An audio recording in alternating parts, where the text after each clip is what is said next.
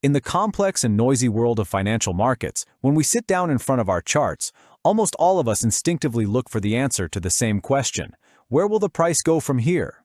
However, according to Martin Pring, one of the living legends of modern technical analysis, this question actually leads us down the wrong path from the very beginning. For Pring, technical analysis is not the miraculous art of predicting exactly where the price will go in the future. Rather, it is a discipline of understanding why the price is behaving the way it is, what psychological stage it is currently in, and which direction the probabilities are heavily leaning. His approach is far removed from the traps of memorized patterns or magic indicators that most traders fall into. For Pring, the real issue is not the question of which indicator to use, but the question of what is the context of the market. If you can solve the context, choosing the right tool becomes merely a technical detail. The fundamental building block of Pring's world of technical analysis is psychology. Price is not the result of a mathematical equation or the random output of computer algorithms. Price is the charted reflection of the hopes, fears, expectations, and mistakes of millions of people. This is why Martin Pring says, technical analysis is a reflection of collective human behavior. Because human nature does not change over centuries, patterns on charts repeat, trends tend to continue for a certain period, and the same psychological mistakes are made again and again by generations in the markets. The analyst's task is not to know these repetitions in advance like a fortune teller, but to recognize these structures as they form and determine a roadmap. The first pillar of this roadmap is the discounting principle.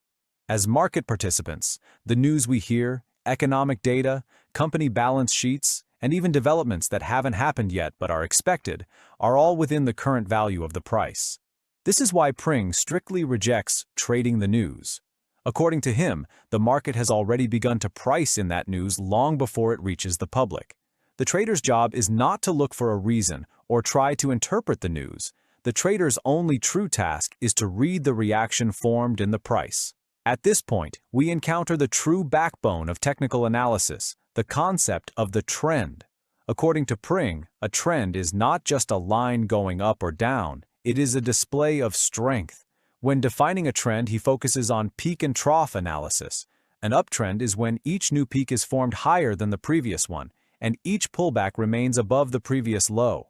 As long as this structure remains intact, the trend is continuing, no matter how much the price has risen. Many investors make the mistake of opening a trade in the opposite direction because they think the price has risen too much. However, for Pring, it is not enough for the price to just fall for a trend to reverse. The structure must break. As long as the trend is not broken, taking a trade in the opposite direction is statistically disadvantageous. His philosophy is to always remain trend-aligned. However, looking at a single time frame is a major mistake for Pring. He emphasizes that multi-time frame analysis is always a necessity. Most of the movements you see on short-term charts are actually just noise. Any trade made without knowing the direction and context of the primary trend is like sailing into the ocean without a compass. Martin Pring explains this situation within a hierarchy. Minor trends live within secondary trends, and secondary trends are a part of the primary or main trend. Within this massive structure, a short-term drop can actually be a very healthy correction of the main uptrend. One of the most important perspectives Pring adds to technical analysis is right here. Corrections are not the enemy of the trend, but its fuel. No market can rise in a straight vertical line forever. For a healthy trend to continue, it must make a correction, meaning the overheated prices must cool down. To understand whether a pullback is the end of a trend or just a correction, Pring looks at the depth and volume of the pullback.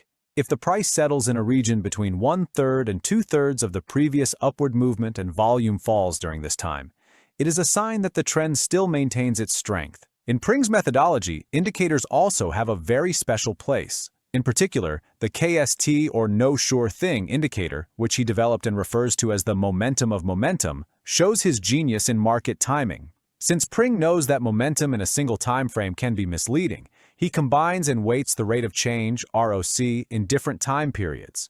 In this way, he tries to see both the short-term and long-term rhythm of the market at the same time.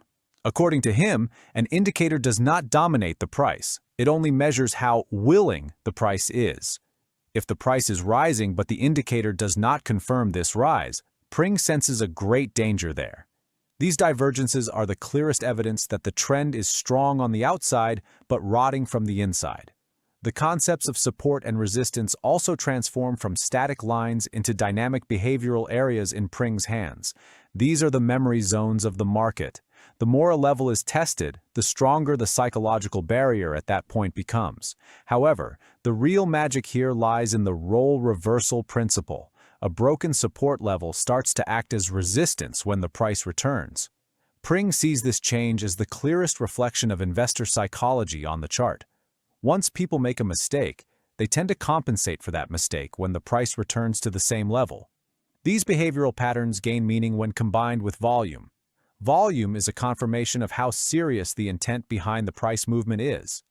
According to Pring, a breakout that occurs without an increase in volume should always be treated with suspicion. This is because real change is only possible when the crowds participate in this change with their money.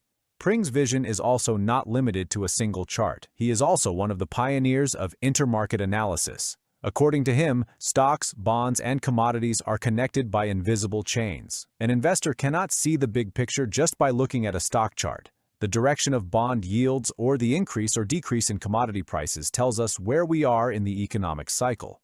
Pring's business cycle model explains the 6 stages of an economy and which asset class will shine in these stages. For example, in a recessionary period, bonds start to rise while stocks are still falling. When the economy begins to revive, stocks take over the flag. Combining technical analysis with this macro perspective transforms the trader from being just a chart reader into a true strategist. At the very heart of the system lies an unwavering risk management discipline. Pring's clearest rule is this: your first priority should not be to make money, but to preserve capital. Because someone who exhausts their capital in the market has no chance of evaluating even the most magnificent opportunities. In this discipline, a stop loss is not determined by a fear of losing after a trade is entered. On the contrary, before the trade is even opened, it is mathematically determined where the technical structure will break.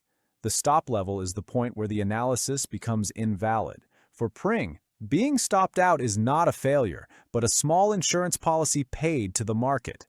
Protecting oneself from large losses is the only key to long-term success. Beyond all these technical details, for Pring, the biggest opponent is not the market, but one's own mind. Someone who knows technical analysis very well but cannot manage their psychology is doomed to remain knowledgeable but inconsistent. Fear, greed, and the herd instinct are the greatest enemies of every trader. A successful investor must be an independent thinker who can see risks when the crowd is in euphoria and stay true to their plan when everyone is in a panic. Technical analysis only turns into a true financial power when combined with this psychological maturity and patience. Pring has always opposed excessive complexity. He argues that too many indicators create confusion and analysis paralysis. His approach consists of few tools, a clear structure, and consistent repetition. In conclusion, Martin Pring's legacy to us is more than just a few technical indicators. He offers us a discipline of filtering and elimination. Technical analysis is not a method of prophecy, but the art of managing probabilities. An investor who follows Pring's teachings does not exhaust their energy trying to catch every small wave.